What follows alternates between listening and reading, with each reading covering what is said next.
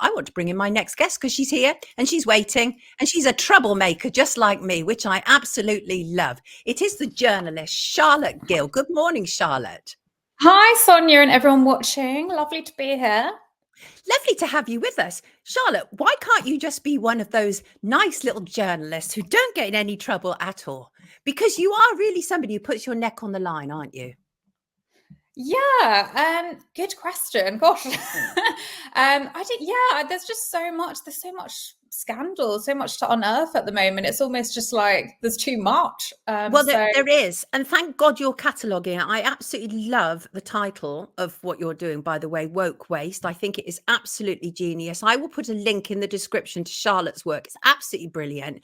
And it's frankly gobsmacking. You've got this brilliant project that you've launched where you look into where our money, taxpayers' money, is being spent. And it is quite shocking. And I was listening to an interview that you did with Trigonometry, and you were talking about what made you sort of fall on this. And I'm familiar with the first study that made you fall on it, and that was pregnant men, right? Talk to people who may not be familiar with it, but the title already will be making some of our viewers heave, by the way. Yeah, so I stumbled on the beginning of WokWaste. I started writing news for the Telegraph, and I got tipped off about this study on non-binary education at universities. And I started looking into the research backgrounds of the academics on the study. And one of them had worked on this study called International Pregnant Men, something around those lines. And I thought, what on earth is that? And then it led me to a website that I'd never been on before. And I saw it said funded value, and it was around £500,000. And I remember thinking, who's paid for that? And this really was how it kicked off. It said the Economic and Social Research Council, ESRC. And a quick Google, I was like, that's us. We're paying for the Economic and Social Research Council. And in total, we spent over 600,000, close to 700,000 on this pregnant man study. And it's one of the lead researchers on it is Sally Hines. She's quite infamous. I don't know, you must have come across her, Sonia. Oh, I have. Oh, yes. She's said plenty about me on X, actually. I know exactly who you're talking about. So she was leading the study, wasn't she? Yeah, she's lead investigator. She's had a lot of money over the years. I mean, that's not all of it. It must come to $1 million, maybe over, doing her ridiculous pseudoscience research. But really, she's pretty obnoxious, and she's rude to you, Sonia. She's rude to gender critical feminists who are all taxpayers and part of the system perpetuating her nonsense work. But she's really just emblematic of the system. She's not an anomaly. There are just so many Sally Hines out there. And once I'd found that, WokWaste was really born because I'd been on the UK Research and Innovation website. Most people have never heard of that. I've not met anyone that's ever heard of that. And yet we're spending just under 9 billion a year on this quango. So yeah, it's absolutely insane. But essentially, because people are like, but men can't have children, it's not about men, commenters, not at all. She was actually studying women, right? That is the reality. She was studying women, and as far as I know, women have been able to give birth from the beginning of time, frankly. So it's an absolute twisted way of using our money when it can be used in so many ways. And you've done a series of videos which are really fabulous. And you talk about funding for dummies. Now, this is really important, your breakdown about the funding, because the thing is, it's almost a network, isn't it? And it's so easy for us to get lost. You're absolutely right. You had to do another search to find out that, oh my God, it's actually me paying for that. Right. So let us talk about how this actually works. Right. Talk to us about splintering and the fake consensus building that is taking place.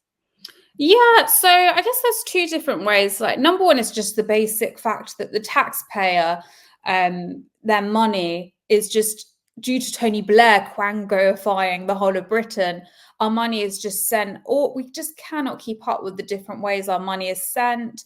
And also because our system has so many different pockets and quangos, it makes us quite vulnerable to funding coming in from elsewhere. Say that's someone with corporate interests, or something more hostile, like a hostile government, Russia, for instance. And I'm not accusing anyone of having Russian funding, but it's just the more bodies you have to manage. I mean, I kind of compare it to, there's a Netflix documentary about a Dutch sperm donor, and he had 1,000 children. And I kind of think Tony Blair has the Quango equivalent. Ooh. He just spread his seed in the shape of quangos globally, as well as this Dutch sperm donor did. And he's got all these children everywhere, but he can't keep an eye. No one can keep an eye on what they're up to.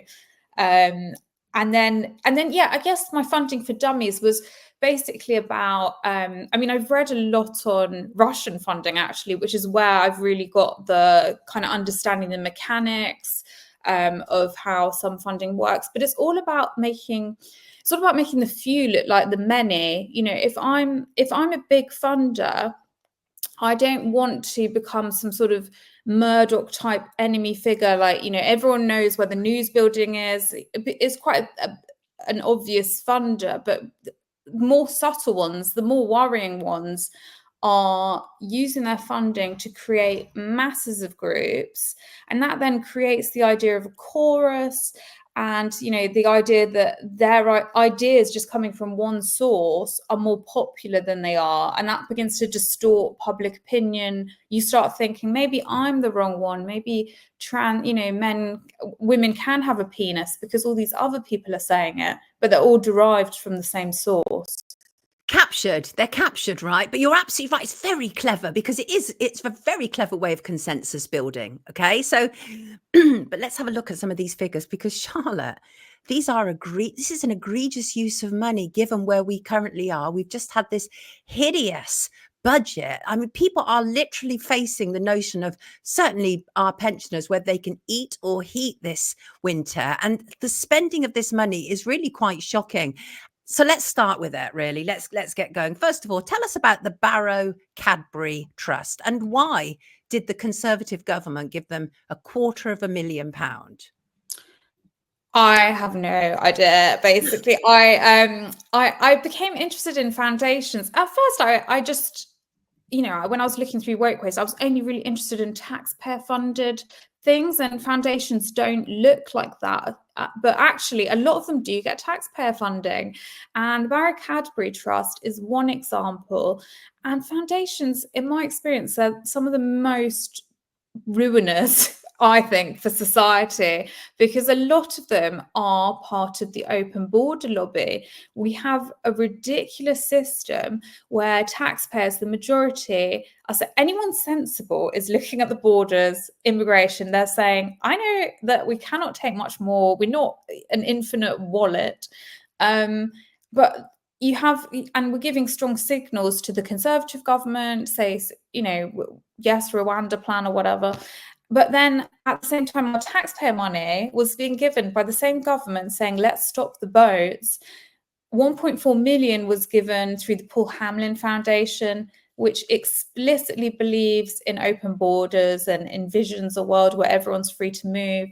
The Barrow Cadbury Trust, it's the Quakers. I mean, I'm not the first one to say this, but it's a lot of Quaker trusts that are sort of hippie. Yeah, let's all hold hands and everyone around the world is free to come here.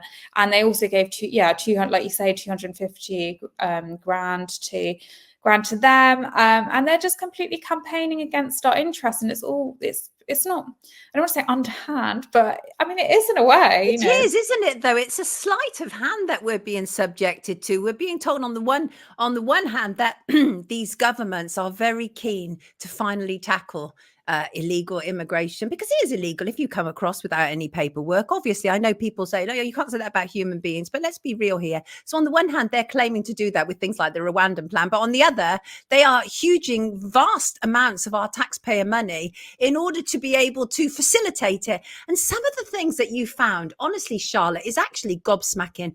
What the hell is African Rainbow Family that we gave £248,000 to?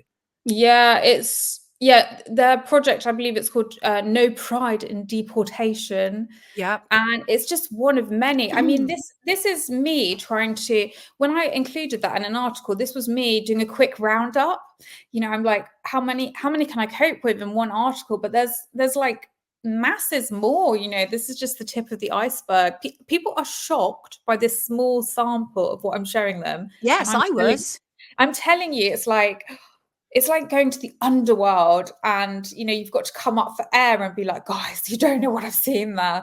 It's absolutely shocking, and it's putting our national safety much. I mean, everyone, all of these organizations side with the non-national. They don't side. They view like nationals as the baddies, apart from when they want our money. That's all we are for them. They're like, they don't care really about anything that happens to British citizens other than please come with your money, thank you. But these are huge amounts of money. Like this amount, the African Rainbow Family, right?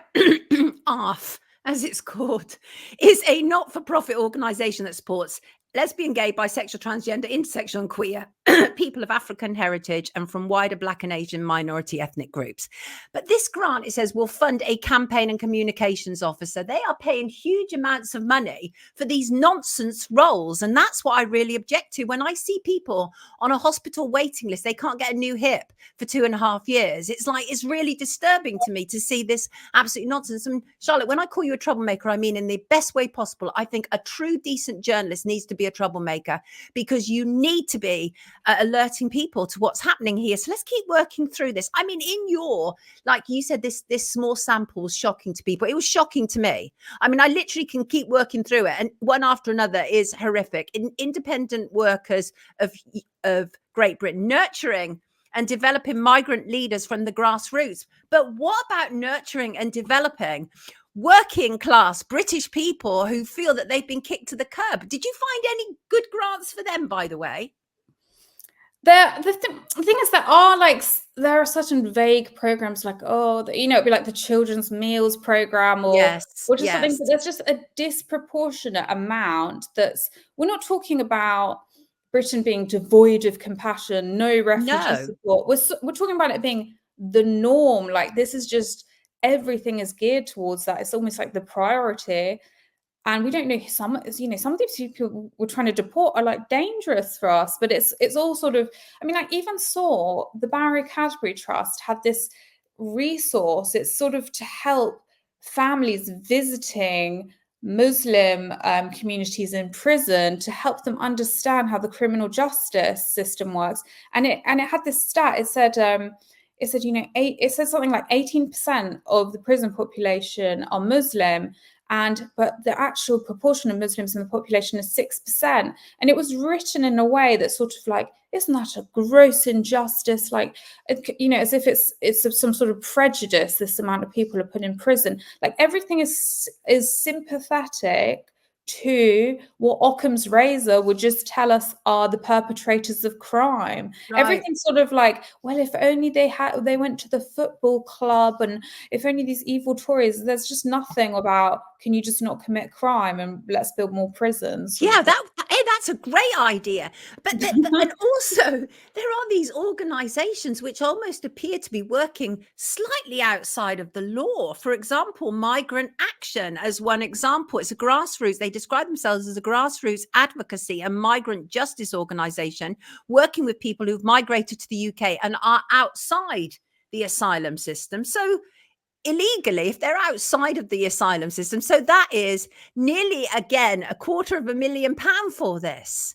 I know. My mind is like blown, Charlotte. You must be so annoyed discovering all this. Do you know what? It has given me sleepless. It has kept me awake at night. Like, oh my God, what is going on? And people's reactions are classic shock reactions. When I first started showing it to people, they laughed. I mean, some of it is kind of funny. Like, you know, we're funding this study, for instance, on the Europe That Gay Porn Bill and things like pregnant men. The what? It's called the Europe That Gay Porn Bill, 1945 to 2000. And we gave it, well, we didn't give it, but 840,000 in government grants. Nearly £1 million. Yeah, and the researcher behind it has had about £1 million, and he also studied something about gay pig fetishes, about gay men pretending to be pigs, and we funded this. What? I mean, it's just scandalous. Did you manage to find out who had given the okay on any of these? Because that would be interesting. Is this coming from central office? Is this coming from Whitehall?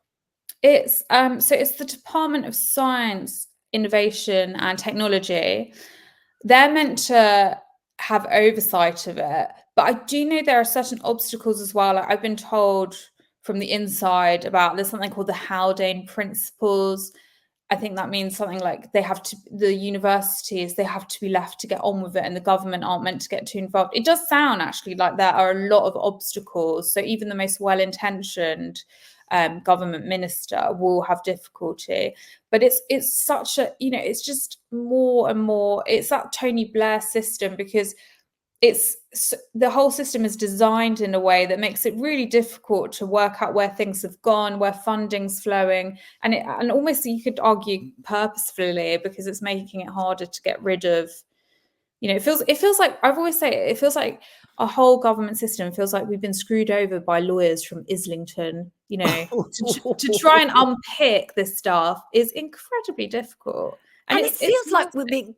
I'm sorry, it feels like we're being gaslit, though. I mean, it is gaslighting, isn't it? Going back to that whole idea that we're being told that there is a drive to actually sort out the issue of immigration. And Charlotte, anybody who watches this knows me very well, right? And that is, I've always been pro-multiculturalism. I choose to live in London. My daughter is mixed race.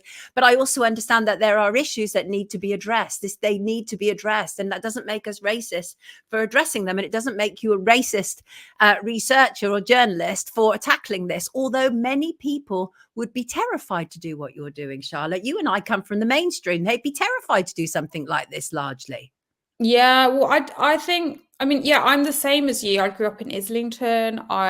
It's just the norm, like how I grew up, multicultural. And people assume if you're writing about this stuff that you must be like hard right. Yes. And it's just about, but it's the Overton window. It's about everything's been pushed so far left, that just being a centrist makes you radically right wing now, whereas we're just calling for balance.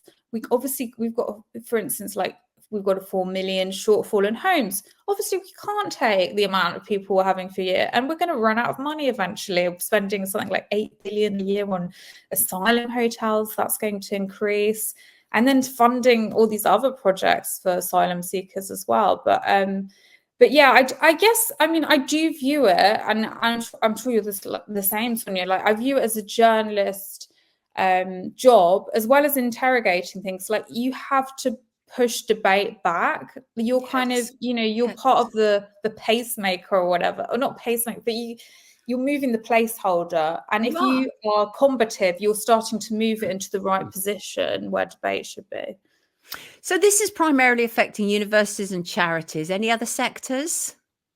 Local government is very bad. NHS, although I haven't really looked into it, because it's kind of more known about the NHS. So I'm kind of digging around areas that aren't really known about. But yeah, I'd say local government, universities, charities, and the arts are pretty bad as well. It's almost the common denominator is mostly all the sectors that continually say we're on our knees. You'd think that they'd been subjected to the most Dickensian conditions and given 1p a year in government funding, when it's normally hundreds of millions, and they still can't do anything with it. Now, obviously, your job, as well as my job, is to raise awareness about these things. But I also like to try and find a sort of solution to the madness as well. Any idea of what we can actually do about this? They're saying in the comments, we need transparency. We need to be able to see where this is being spent. Well, first of all, I will put a link to Charlotte's work. You will be able to see a huge volume of where it's being spent. But is there anything we can actually do? What kind of pushback can the public get involved in? Yeah, I'd say in the immediate, don't buy a national lottery ticket. I'm going to write an article on it at some point, but they're very, very woke. They're funding awful stuff. They're funding some of these pro-asylum seeker organisations, making it harder. So don't buy a national lottery ticket. probably say cancel your BBC TV license. Well, that's a great piece of advice anyway. We can get that. Yeah. Yeah, it's just appalling. I'd say, so those are just immediate things you can do. In terms of other suggestions, I've written on my blog some principles. Like, I think if we do get any sort of conservative right-wing government again, creating some secular principles, defining, as in like a new version of secularism, like any state-funded organization has to be has to be secular. It can't tell people to wear pronoun badges. It can't do things that are ideological, because that's where a lot of the enforcement is coming from. Or they lose their funding for breaches, and a public system where they can be reported for breaches of the secular charter. And then in general, I think the thing is, like, I was having sleepless nights about my WokWaste, but actually I'm feeling more positive recently, because a lot of people are really getting on it. I have tweeted where to find it. The more people look into it, the better. We need a lot of nosing. We need more publishing it. People with tech are really useful because they can automate a lot of the, I do it all manually. I'm like, this one's woke. Well, but some people are telling me they can automate that. Oh, fantastic. You describe it as the biggest scandal you've never heard of. And I think that there's truth in that. People are actually quite horrified at some of but there's so much more, people. We're talking millions of pounds of waste here. But it is also not waste to the people who are handing out our money, because that means to a certain degree that the people they're handing it to are then compromised. It's a whole system, isn't it, Charlotte? It's a horrific system. I mean, I've had people in the trigonometry interview that I did that they've written in the comments they've had to turn off after 5 minutes because they're in shock about how bad it's a galaxy of waste. And it's just awful. I mean, I've had a lot of backlash from academics and people saying it's really mean of me to go looking. And I'm like, as soon as you take 1p of taxpayer money, it doesn't matter how old you are. It doesn't matter if you're a PhD. Oh, boo-hoo, I'm a PhD researcher. That was a lot of the kind of gist, like, oh, when they're in their 20s. I was like, you are immediately up for scrutiny. Taxpayers have a right, including journalists, to have a look at what you're up to. And the revealing thing is, some people have blocked me. They don't want me to look. And they're like, she's so mean. She started publishing what we're up to. And it's like, hang on. Don't you want me to publish your research if it's that great? Yes. I'm giving you a good showcase. And if your work stands up to scrutiny and I'm just a bigot who hates the humanities and arts, won't it speak for itself? But they're embarrassed because they know when they come out of the group thing, there's a horrendous group thing, and someone's just like, it's like Emperor's New Clothes, when someone's just like, this is a bit crap, isn't it? They just can't handle it. No, they can't. Not be said, would the Daily Mail run a story on this? I actually think they would. I worked for the Daily Mail for a long time, and I think Charlotte did actually, as well as a freelancer. I'm pretty sure I remember seeing Charlotte's name in the Mail, but I could be wrong. But I do actually think this is a Daily Mail story. I think they're probably one of the few that would actually run it, Charlotte. I would. And if you want a contact, I'll give you one. Don't worry about that. And also, of course, the other thing I think that is attached to this is the question mark that you've raised, and I think it's an important one, about the funding of a lot of these protest groups. We had a band on earlier who was subject to Antifa at a gig. They had to move. It was horrible. And we're all questioning that it's so organized, isn't it? These protest groups don't appear to be at all organic, Charlotte. They are. Do you know what? I would love to have facial recognition technology so that I can see, oh, you were there. I don't otherwise want that, but that would be useful. They are all, this is what I mean about the few becoming the many. I call them like shill HQ. There's no way that they're all fringe causes, and somehow there happens to be the same sort of face, the same posters every weekend. I actually know, I'm saving it for a proper scoop, but I actually know where like Woke HQ is. And so I know for a fact that they're all coming from the same place. Well, most of them. I even for a tidbit for this interview, like there's an address in Covent Garden called Shelton Street, 70, I think it's 75 to 77, and it's where the Socialist Worker is registered, and it's linked to all sorts. It's linked to led by donkeys, Animal Rebellion, Zara Sultana, Richard Bergen. And some people have said to me, you know, this is just a registered office of address, but I'm saying there's too many coincidences. And I just find it, you know, they're organized, these people, and they, you know, they're just pretending. I mean, I think they're just pretending that they're all different groups, so it's an optical illusion. You know, the electorate thinks, wow, Yes. you know, look at all these pro-Palestine protests, look at all these trans protests, but it's just like it's like, I'll do your protest, you come to mine. And how are they? People just need to be, in general, not to get too on my high horse, but people just in general need to be more cynical. You know, if you go to the printing shop and you go and, you know, if you print like a document, it costs so much money. So are we really to believe that all these young people that are so empowered about their future but have no money suddenly go off to the printing shop and are able to afford like thousands of these banners? Right. You know, Right. yeah, someone behind it has money, and this just the things that people need to start. I'm trying to encourage people to start behaving like the left with the right. Who funds you? Just ask it, even if you're wrong. Yes. You know, just being that kind of thing. Absolutely. Charlotte, it's been an absolute pleasure to have you. You've literally incensed our viewers. But the thing is, I think it's really important. You know, the whole thing is that we have to get mad, right, before we can do anything half the time. And I think your work is so vital, so important. I'm delighted you joined us this morning, because it is absolutely right. You're absolutely right. As soon as a penny of public funds spent anywhere, we need to know about. We have a right to know about it. And we as journalists we are obliged to do that. It should be part of our remit if we are investigative journalists.